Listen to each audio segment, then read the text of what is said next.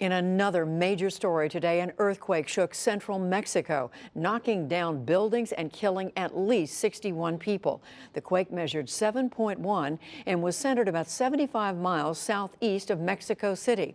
Richard Ensor is the Mexico City bureau chief for the Economist magazine. We spoke just a short time ago by telephone.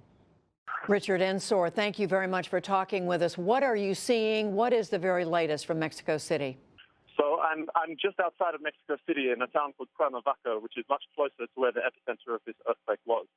And there are collapsed buildings, there are rescue operations underway. I'm currently outside one right now, and there's a lot of activity. People, there's a tall building where the dome of the building has fallen off and crushed a bus.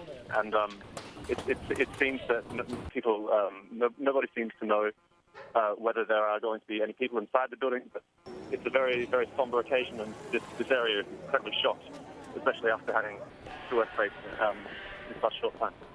We know this is a very populated area, of course, Mexico City itself and the area around it.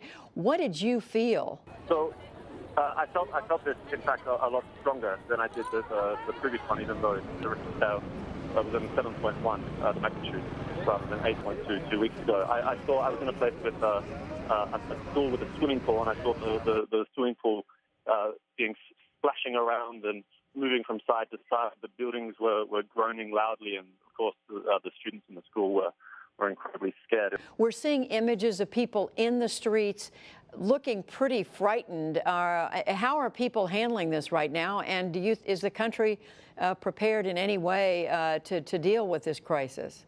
Well, this one is going to hit some of the population centers like Mexico City a lot harder than the previous earthquake did, because the epicenter is so close. There are areas in Mexico City that are built on very shallow and soft ground, so the buildings are prone to coming down very easily.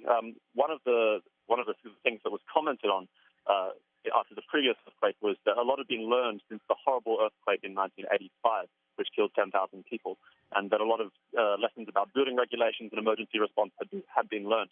This is a stronger earthquake, so we'll have a real test of how the country's emergency services hold up. I know that President Peña has been very active on social media, putting out information and drawing together a national plan of action.